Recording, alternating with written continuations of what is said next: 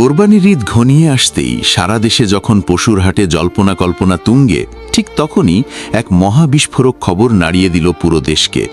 দেশের রাজনীতির মাঠ ছাপিয়ে এবার কোরবানির হাটে আলোচনার একমাত্র কেন্দ্রবিন্দুতে এখন বর্তমান প্রধানমন্ত্রী তারেক রহমান। না, কোনো রাজনৈতিক ইস্যু নয়, বরং একটি কোরবানি গরুকে কেন্দ্র করে শুরু হয়েছে এই তোলপাড়। শোনা যাচ্ছে আসন্ন ঈদুল আজহা উপলক্ষে প্রধানমন্ত্রী তারেক রহমান একটি বিশাল আকার গরু কিনেছেন, যার দাম শুনলে আপনার চোখ কপালে উঠতে বাধ্য। শুধু দাম নয়, এই গরুর ওজন, উচ্চতা আর রাজকীয় অবয়ব দেখলে যে কেউ থমকে দাঁড়াবেন। কত টাকা দিয়ে কেনা হলো এই হাটের রাজাকে? কোথায় পেলেন তিনি এত টাকা? জনগণের ট্যাক্সের টাকায় কি তবে আবারও শুরু হলো সেই পুরনো বিলাসিতা, নাকি এর পেছনে রয়েছে অন্য কোনো আয়ের উৎস? স্বৈরাচারী হাসিনার পতনের পর দেশের মানুষ যখন একটি দুর্নীতিমুক্ত এবং সাদামাটা নেতৃত্বের স্বপ্ন দেখছিল, তখন বর্তমান প্রধানমন্ত্রীর এমন কোটি টাকার কোরবানি কি সেই স্বপ্নের সাথে বেইমানি নয়? আজকের বিশেষ এই অনুসন্ধানী প্রতিবেদনে আমরা সরাসরি দেখাবো সেই কোটি টাকার গরুর আদি অন্ত এবং উন্মোচন করব এই রাজকীয় ক্রয়ের পেছনের সব অজানা এবং চাঞ্চল্যকর তথ্য। সুপ্রিয় দর্শক, দেশের রাজনীতি এবং সমসাময়িক চাঞ্চল্যকর সব খবরের এক্সক্লুসিভ আয়োজনে আপনাদের স্বাগত। ঈদুল আজহা মানেই ত্যাগের মহিমা, আর বাংলাদেশে এই উৎসবের অন্যতম বড় আকর্ষণ হলো পশুর হাট। প্রতি বছরই হাটে কিছু কিছু গরু আসে যা তাদের আকার আর দামের কারণে টক অব দ্য টাউন হয়ে দাঁড়ায়। কিন্তু এবারের চিত্রটা সম্পূর্ণ ভিন্ন, কারণ এই গরুর ক্রেতা স্বয়ং দেশের সরকার প্রধান। সূত্রের খবর অনুযায়ী এই গরুটির ওজন প্রায় ৩০ থেকে ৩৫ মণ। উচ্চতায় এটি একজন সাধারণ মানুষের চেয়েও অনেক বেশি। গরুটির বিশাল চওড়া পিঠ আর হৃষ্টপুষ্ট শরীর দেখে মনে হবে যেন কোনো পৌরাণিক দানব শান্ত হয়ে দাঁড়িয়ে আছে। গরুটিকে যখন ফার্ম থেকে বের করা হয়, তখন সেটি দেখতে শত শত উৎসুক মানুষের ভিড় জমে যায়।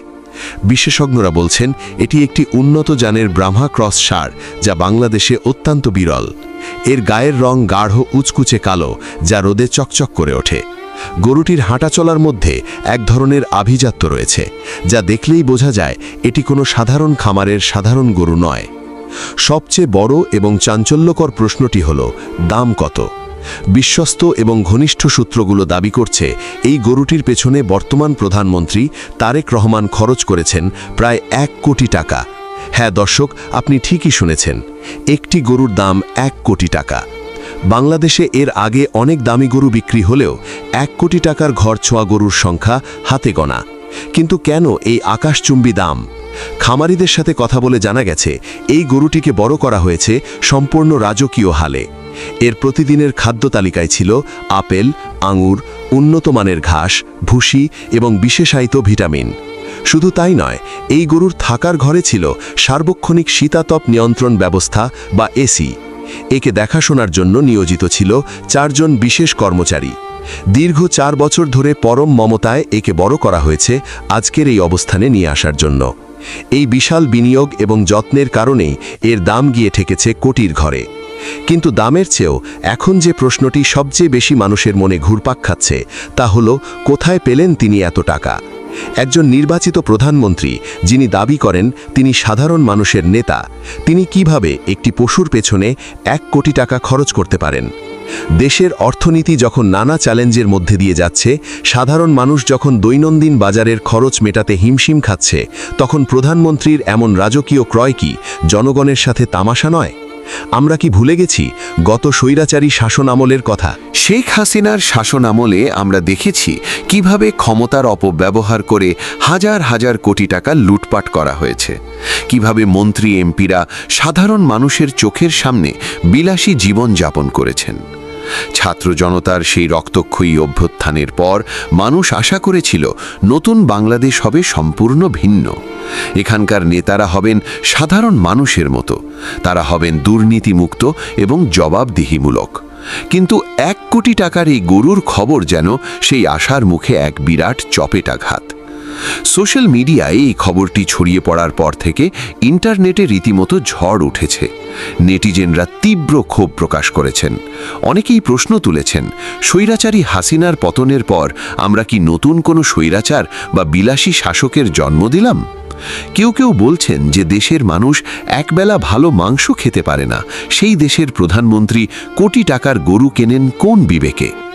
এটি কি কেবলই একটি শৌখিনতা, নাকি ক্ষমতার দম্ভ? বর্তমান সরকার তারেক রহমান সবসময় তার আভিজাত্যের জন্য পরিচিত, কিন্তু দেশের এই ক্রান্তি লগ্নে তার এই আভিজাত্য কি মানানসই? অনেকেই বলছেন প্রধানমন্ত্রীর উচিত ছিল এই কোটি টাকা দিয়ে দেশের দরিদ্র এবং অসহায় মানুষদের সাহায্য করা। কোরবানির মূল উদ্দেশ্য তো ত্যাগ, বিলাসিতা বা লোক দেখানো প্রতিযোগিতা নয়। তবে মুদ্রার অন্য পিঠও রয়েছে। তারেক রহমানের সমর্থকদের দাবি এটি সম্পূর্ণ তার ব্যক্তিগত এবং পারিবারিক আয়ের টাকা। তারা বলছেন তারেক রহমান এবং তার পরিবারের দীর্ঘদিনের প্রতিষ্ঠিত ব্যবসা এবং বৈধ আয়ের উৎস রয়েছে। প্রধানমন্ত্রী হওয়ার আগে থেকেই তারা আর্থিকভাবে সচ্ছল। তাই নিজের বৈধ আয়ের টাকা দিয়ে তিনি কি কোরবানি দেবেন তা সম্পূর্ণ তার ব্যক্তিগত বিষয়। তারা আরও চুক্তি দেখাচ্ছেন যে এই ক্রয়ের মাধ্যমে তিনি দেশীয় খামারিদের উৎসাহিত করছেন।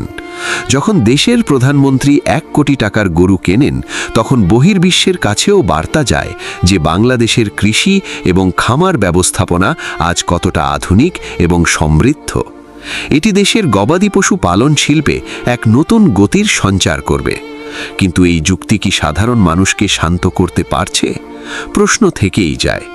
একজন রাষ্ট্রনেতার জীবনযাপন কতটা ব্যক্তিগত হতে পারে? রাষ্ট্রের সর্বোচ্চ পদে আসীন একজন ব্যক্তির প্রতিটি কাজেই জনগণের নজরে থাকে এবং তা সমাজের জন্য একটি বার্তা বহন করে। যখন দেশের মানুষ অর্থনৈতিক সংকটে জর্জরিত, তখন বৈধ টাকা হলেও এমন বিশাল অঙ্কের বিলাসিতা কি রাজনৈতিকভাবে বুদ্ধিমানের কাজ? শেখ হাসিনার শাসনামলে আমরা দেখেছি ক্ষমতার মোহ কিভাবে নেতাদের অন্ধ করে দেয়। আমরা দেখেছি কিভাবে জনগণের টাকা আত্মসাৎ করে সুইস ব্যাংকে পাহাড় গড়া হয়েছে। আমরা আর সেই অন্ধকার যুগে ফিরে যেতে চাই না। আমরা চাই জবাবদিহিতা। আমরা জানতে চাই এই কোটি টাকার উৎস কি। যদি এটি সম্পূর্ণ বৈধ আয় হয়, তবে সরকারের উচিত সুস্পষ্টভাবে তা দেশবাসীর সামনে তুলে ধরা। কারণ ট্রান্সপারেন্সি বা স্বচ্ছতাই হল একটি গণতান্ত্রিক সরকারের মূল ভিত্তি। 2026 সালের এই বর্তমান বাংলাদেশে তারেক রহমানের নেতৃত্ব এক নতুন উচ্চতায় পৌঁছেছে ঠিকই, কিন্তু তার প্রতিটি পদক্ষেপ আজ সাধারণ মানুষের কড়া নজরদারিতে রয়েছে। জুলাই অভ্যুত্থানের সেই সাহসী তরুণেরা আজ আর অন্ধভাবে কাউকে সমর্থন করে না। তারা প্রশ্ন করতে শিখেছে, তারা জবাব চাইতে শিখেছে। প্রধানমন্ত্রীর এই 1 কোটি টাকার গরু কেনা হয়তো কোনো আইনি অপরাধ নয়, কিন্তু এটি এক বিশাল নৈতিক প্রশ্ন জন্ম দিয়েছে। কোরবানির ঈদে যেখানে সাধারণ মানুষ মাঝারি মানের একটি গরু কিনতেও হিমশিম খাচ্ছে, সেখানে 1 কোটি টাকার এই সার যেন এক বিশাল বৈষম্যের প্রতীক হয়ে দাঁড়িয়েছে। এটি কি প্রমাণ করে না যে ক্ষমতা বদলালেও ক্ষমতার চরিত্র বদলায়নি? আসন্ন ঈদ উল আজহায় প্রধানমন্ত্রী তারেক রহমানের এই 1 কোটি টাকার কোরবানি ইতিহাসের পাতায় অন্যতম দামি কোরবানির পশু হিসেবে নাম লিখিয়ে নিল। গরুটির বিশালত্ব আর রাজকীয় রূপ সত্যিই মানুষের চোখ কপালে তুলে দেওয়ার মতো। কিন্তু এই রাজকীয় রূপের আড়ালে লুকিয়ে থাকা প্রশ্নগুলো কি সহজে মুছে যাবে? জনগণের এই নীরব ক্ষোভ কি সরকার উপলব্ধি করতে পারছে? সুপ্রিয় দর্শক, বর্তমান প্রধানমন্ত্রী তারেক রহমানের এই 1 কোটি টাকার গরু কেনার বিষয়টি আপনি কিভাবে দেখছেন? এটি কি সম্পূর্ণ বৈধ আয়ের ব্যক্তিগত শৌখিনতা, নাকি ক্ষমতার দম্ভ ও বিলাসিতা? স্বৈরাচারী হাসিনার পতনের পর সাধারণ মানুষের যে প্রত্যাশা ছিল, বর্তমান সরকার কি সেই প্রত্যাশা পূরণে ব্যর্থ হচ্ছে? আপনার কি মনে হয়, দেশের এই পরিস্থিতিতে একজন রাষ্ট্রনেতার কি এমন আকাশচুম্বী দামের গরু কেনা উচিত? আপনার অত্যন্ত মূল্যবান এবং সাহসী মতামত অবশ্যই আমাদের কমেন্ট বক্সে লিখে জানান। দেশের রাজনীতি, অর্থনীতি এবং বিনোদন জগতের এমন সব রোমাঞ্চকর, বস্তুনিষ্ঠ এবং এক্সক্লুসিভ খবর সবার আগে পেতে আমাদের চ্যানেলটি সাবস্ক্রাইব করুন এবং বেল আইকনটি চেপে রাখুন, যেন কোনো আপডেট মিস না হয়। আজ এ পর্যন্তই। ভালো থাকবেন, সুস্থ থাকবেন। আল্লাহ হাফিজ।